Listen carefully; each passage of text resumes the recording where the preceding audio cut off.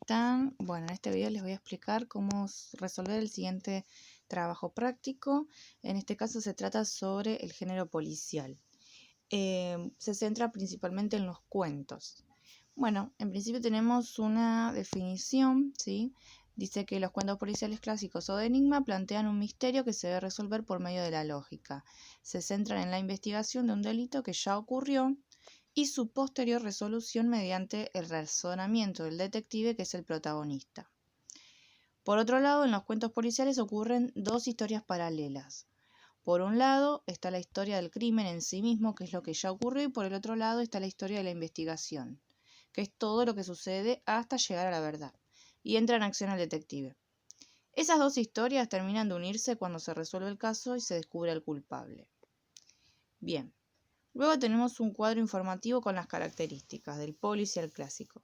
En principio, el delito, que es similar a lo que ya leímos, un problema al que se enfrenta el detective, es el enigma que se debe resolver, puede ser un robo, hurto, asesinato, abuso, falsificación, etc. Luego hay pistas, que son indicios, objetos o detalles que el detective considera importantes para resolver el caso. Pueden ser verdaderos y ayuda a resolver el enigma, o pueden ser pistas falsas para distraer al personaje y también al lector, ¿sí? Nos sabemos que como lectores también nosotros vamos tratando de deducir qué pudo haber pasado. Si hay pistas falsas también nos despistan justamente sobre qué es lo que pudo haber ocurrido.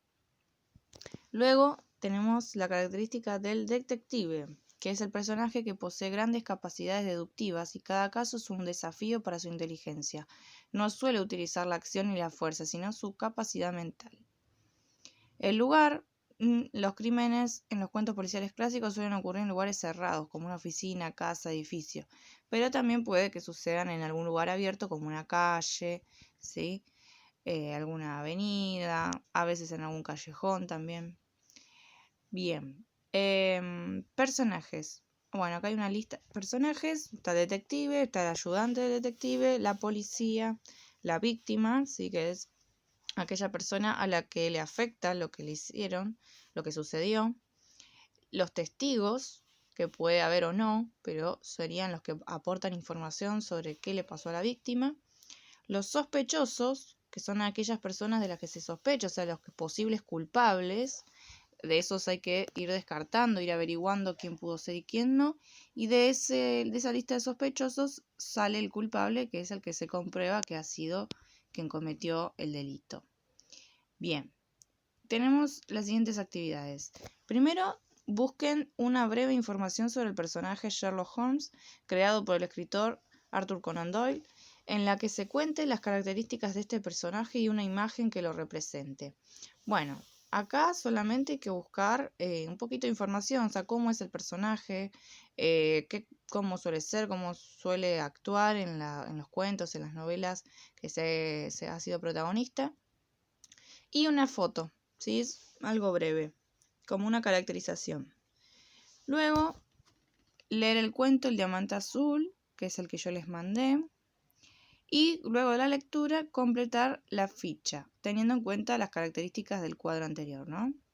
Bueno, acá, a ver, dice, tenemos que completar sobre el cuento El diamante azul, cuál es el delito que ocurrió, cuál es el enigma que se quiere averiguar, dónde ocurrió, qué se sabe o sirve para investigar, o sea, enigma, lugar, pistas.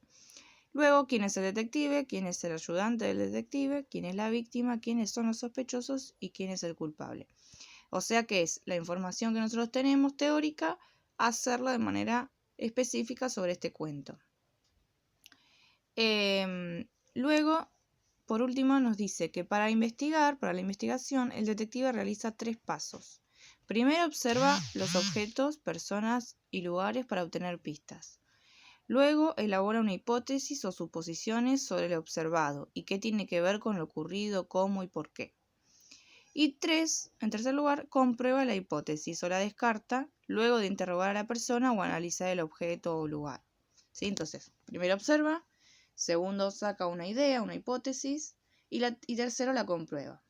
Lo que nosotros tenemos que hacer es elegir algún momento del cuento en el que se note que Sherlock Holmes realiza estos 3 pasos de la investigación al analizar algún lugar, objeto o persona y luego completar la ficha. ¿Sí? Elegimos alguna escena. En este cuento hay muchos momentos donde Sherlock mira lugares o objetos, sobre todo objetos. Entonces podemos tomar alguna escena y decir, bueno, primera observación, algo que observe Sherlock, un objeto, por ejemplo. En segundo lugar, ponemos qué cree Sherlock sobre el observado. Ahí vamos a buscar las palabras que dijo el personaje y parafrasearlas, o sea, con nuestras palabras escribirla, pero repitiendo lo que él dijo. O si quieren, pueden escribir lo mismo que él dice, entre comillas, porque es una cita. Y en tercer lugar, ponemos Sherlock comprueba o descarta la hipótesis. ¿Por qué? Eso con nuestras palabras vamos a poner, bueno, Sherlock sobre esta hipótesis la descarta porque al final no era como él pensó, ya que era de esta otra forma. O sí, comprueba que era de esa forma debido a tal motivo. ¿Sí? Bueno, espero que se haya entendido y cualquier consulta pueden escribirme por privado. Les mando un saludo a todos.